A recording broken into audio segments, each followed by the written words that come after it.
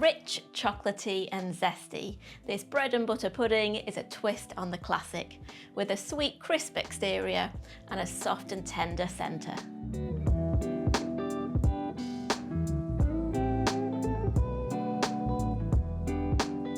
Hi, I'm Nikki. Welcome back to our kitchen where we show you how to make delicious, family-friendly recipes.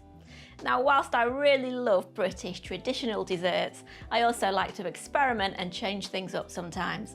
So this is my twist on a traditional bread and butter pudding.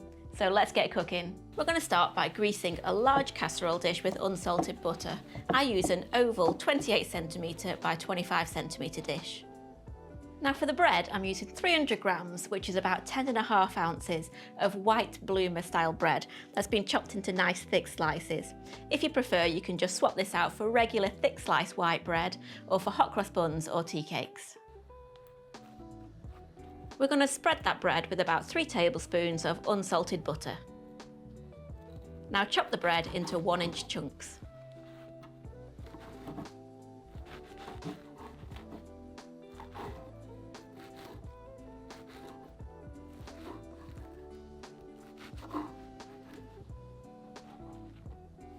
Arrange the bread chunks in the casserole dish.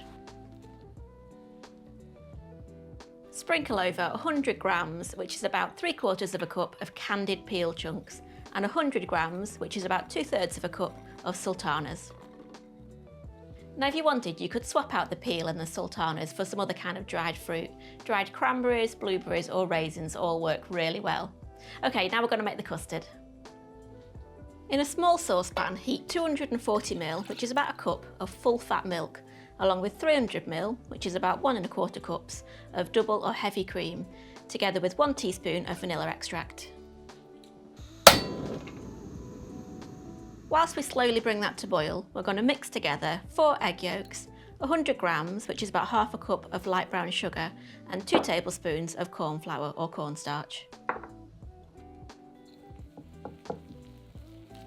As soon as that milk and cream mixture just comes to the boil, we're going to turn off the heat and incorporate it into the egg mixture, pouring it in slowly while stirring with a whisk. So continue to add that milk nice and slowly while stirring with the whisk until the milk's all been added.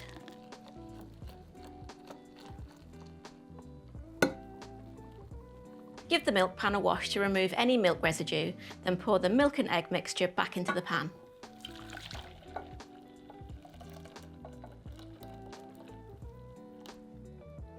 Now heat over a medium heat while slowly stirring with a whisk until the mixture thickens.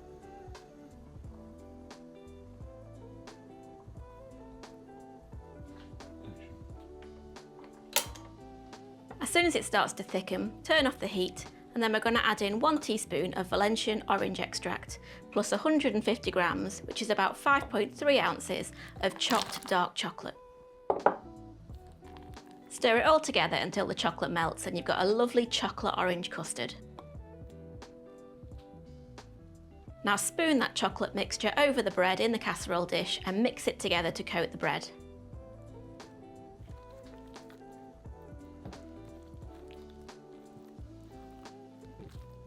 Now we're going to leave that for about 30 minutes so that bread can absorb that lovely chocolate orange custard. After about 25 minutes, we're going to preheat the oven to 175°C or 350°F.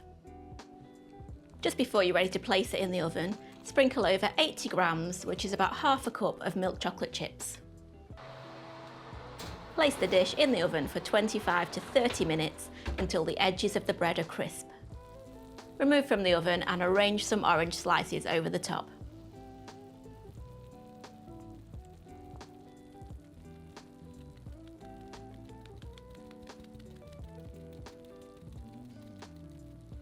You can serve this on its own or with some ice cream or fresh cream.